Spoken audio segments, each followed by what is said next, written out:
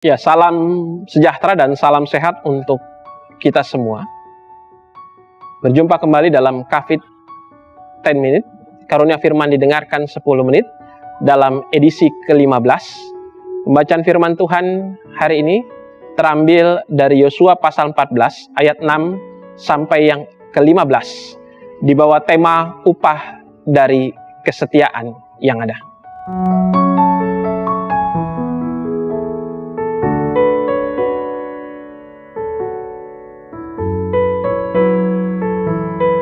Bapak Ibu yang Tuhan Yesus kasihi, dalam hidup setiap hari ada dua kata dan dua tindakan yang selalu punya hubungan, yaitu setia dan sedia.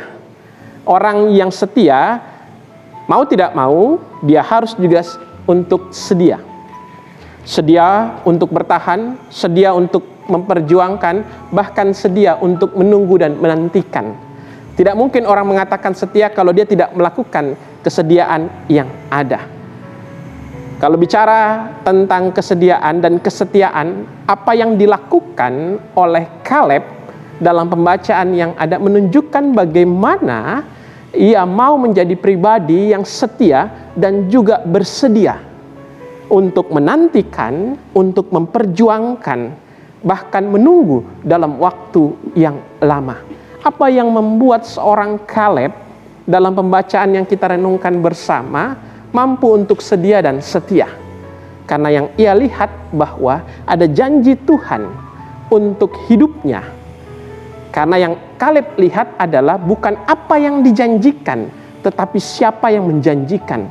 Sama ketika seorang anak melakukan apa yang dijanjikan orang tua, bukan soal apa yang dijanjikannya, tetapi karena si anak percaya siapa yang berbicara dan siapa yang menjanjikan untuk hidupnya.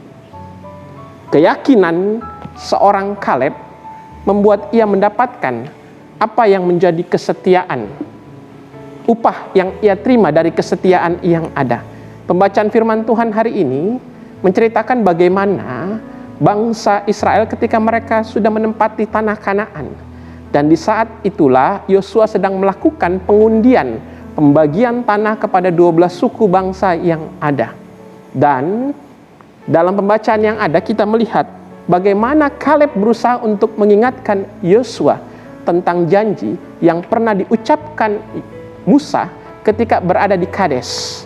Yosua dan juga Kaleb adalah dua orang pengintai yang ikut bersama dengan 12 pengintai yang ada yang Musa utus untuk mengamati bangsa Kanaan pada saat di Kades.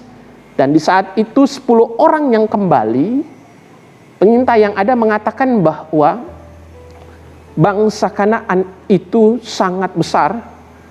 Orang-orangnya adalah orang-orang yang seperti raksasa, bangsa enak yang ada, sehingga tidak mungkin dapat mengalahkan mereka bangsa Israel ketika mereka keluar dari tanah Mesir dalam kondisi yang ada.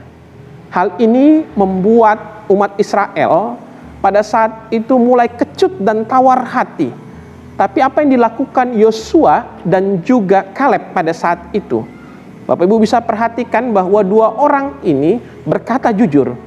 Tapi jujur yang beriman, saya katakan. Apa yang mereka sampaikan? Bangsa itu memang besar, bangsa itu memang kuat, tetapi kita punya Allah yang sangat kuat. Sehingga membangkitkan semangat daripada bangsa Israel yang ada. Keteguhan, kemampuan, sekaligus kejujuran mereka pada saat itu membuat kedua orang ini, Kaleb dan Yosua, hidup mulai dari mereka keluar sampai mereka menikmati. Karena kalau kita baca di Bilangan 14 ayat 30, Bapak Ibu bisa buka bersama.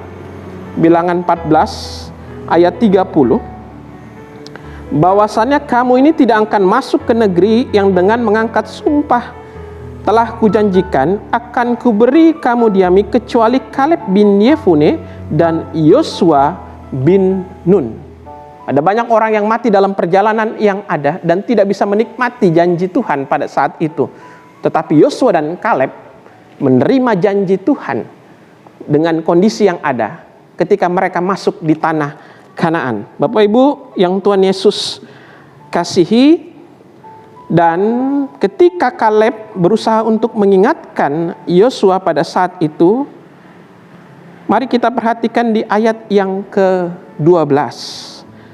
Oleh sebab itu berikanlah kepadaku pegunungan yang janjikan Tuhan pada waktu itu, sebab engkau sendiri mendengar pada waktu itu bahwa di sana orang enak dan kota-kota yang besar dan berkubu. Mungkin Tuhan menyertai aku sehingga aku menghalau mereka seperti yang difirmankan Tuhan. Setelah Kaleb berumur 45 tahun dan mereka sampai di tanah Kanaan, lantas pada saat itu Kaleb bukan hanya menanti dengan pasrah janji Tuhan, bahkan ia katakan, aku siap memperjuangkan, aku siap untuk berperang melawan bangsa Enak, kalau memang harus Hebron yang aku harus dapatkan dari sebuah perjuangan.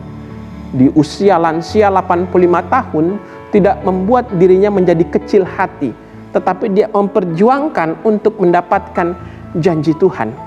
Dan di ayat yang ke-13 kita lihat bagaimana Yosua memberkati Kaleb, Yefune, dan diberikanlah Hebron kepadanya menjadi milik pusakanya. Apa yang didapatkan oleh Kaleb adalah upah dari sebuah kesetiaan. Dari hal yang kecil, kalau kita lihat apa yang dilakukan oleh Kaleb, kita lihat di ayat yang ke-8. Sedang saudara-saudaraku yang bersama-sama pergi ke sana dengan aku, membuat tawar hati bangsaku, aku tetap mengikuti Tuhan Allahku. Bapak Ibu bisa perhatikan, yang pertama Kaleb tetap menunjukkan kesetiaannya, ia memulai dengan sebuah kejujuran. Sekaligus juga kalau kita lihat bagaimana dengan sepenuh hati. Ia tidak setengah hati atau sesuka hati. Lantas ia membangun kesetiaannya kepada Tuhan. Dan di balik kesetiaannya itu, ia siap untuk bersedia menanggung resiko apapun. Dan ia menanti dengan penuh harapan 45 tahun sampai akhirnya dia menikmati tanah Hebron. Sebuah tanah yang tidak biasa, karena berada di dataran yang tinggi Palestina, dan di tempat itulah Abraham, Ishak, bahkan juga Ribka, makam leluhur bangsa Israel, berada di tanah Hebron. Sebuah tanah yang luar biasa didapatkan ketika ia mau menanti, memperjuangkan, dan menunggu dengan penuh pertolongan Tuhan. Apa maknanya untuk kita pada saat ini lewat firman Tuhan yang ada? Hal yang pertama yang mau kita lakukan dan mau menjadi pelajaran penting untuk kita. Yang pertama, kita harus sedia dari sebuah perkara yang sederhana. Karena kesetiaan itu dimulai dari hal yang kecil dan sederhana. Untuk mencapai 1000 tangga yang ada dimulai dari sebuah tangga pertama sebagai pijakan kaki kita. Mulai dari hal kecil yang sederhana. Sulit untuk menghadapi berbagai kesulitan kalau dalam menghadapi hal kecil saja kita cepat menyerah, bahkan menyalahkan Tuhan. Sulit untuk mengatakan seseorang gagah berani bertahan kalau untuk ke gereja saja, berdoa saja kalau sempat dan kalau ada niat. Ini hal-hal kecil yang sederhana yang bisa kita lakukan dalam kehidupan setiap hari. Setia dalam perkara yang kecil dan Tuhan kasih sesuatu yang besar. Kaleb memulai dengan sebuah kejujuran yang simple, tetapi Tuhan hadirkan dia sebuah perkara yang besar, bahkan juga berkat yang luar biasa ketika ia mau melaksanakannya dengan penuh kesetiaan. Yang kedua, sedia untuk memperjuangkan. Janji, berkat itu memang Tuhan sudah sediakan, tetapi kita harus memperjuangkan dan mengusahakan dalam kehidupan setiap hari. Kaleb sekalipun berada dalam 85 tahun, ia tetap memperjuangkan untuk mendapatkan janji Tuhan. Karena ia yakin bahwa Tuhan tidak hanya menjanjikan, tetapi hal yang penting yang ia respon dalam hidupnya adalah Tuhan tetap memelihara hidupnya sampai dengan ia menikmati janjinya Tuhan. Sehingga apa? Masa tua yang ia miliki tidak membuat ia kecil hati. Bapak Ibu yang sekarang mungkin berada dalam usia lanjut yang ada, buang perasaan yang namanya saya kayaknya tidak bisa apa-apa, saya merasa bahwa saya terbatas dan lain sebagainya. Kaleb di usia 85 tahun mampu untuk memperjuangkan yang namanya janji Tuhan dalam hidupnya. Tetap menunjukkan kesetiaan, sekalipun harus ada risiko yang diterima. Tetap menunjukkan bagaimana ketekunan, sekalipun kita penuh dengan tantangan dalam kondisi yang ada. Banyak hal yang bisa kita lakukan dalam masa usia lanjut yang ada. Baca firman Tuhan, beribadah dengan tekun, dan tetap memperjuangkan setiap janji Tuhan dalam hidup ini. Jangan menjadi pribadi yang selalu mengatakan, saya cuma menantikan saja. Ini namanya pribadi yang penuh pemalas, bukan pribadi yang penuh pengharapan.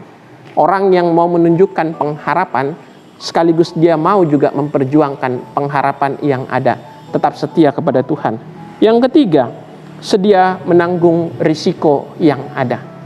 Pada saat itu tentu Kaleb ketika dia mengatakan siap untuk melawan bangsa Enak yang ada, ketika harus mendapatkan Hebron, harus ada resiko yang ia terima.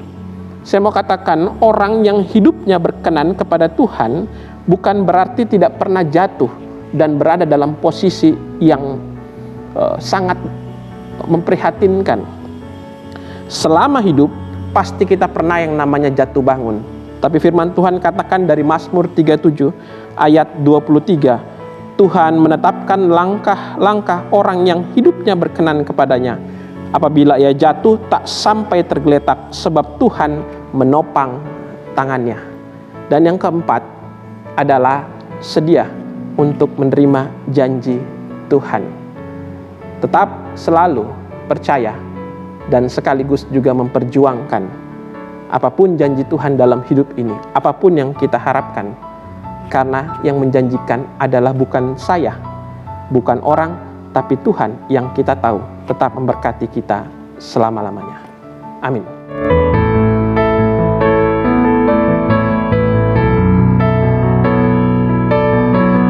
Ibu yang Tuhan Yesus kasihi, setelah kurang lebih 4 bulan kita tidak beribadah di gereja, sudah 3 minggu terakhir ini gereja kembali dibuka. Dan dalam minggu-minggu yang ada saat ini kita kembali beribadah di rumah. Karena peningkatan kasus COVID-19 yang ada di Manggar. Kursi gereja kembali kosong. Tapi saya punya harapan bahwa kursinya kosong, tetapi iman kita tetap penuh dalam kondisi apapun. Di tengah-tengah pandemi yang ada, dompet boleh kosong, tapi doa jangan sampai bolong. Bahkan iman kita jangan kendor. Karena kita yakin Tuhan kita pasti menolong melewati masa-masa yang sukar ini. Amin.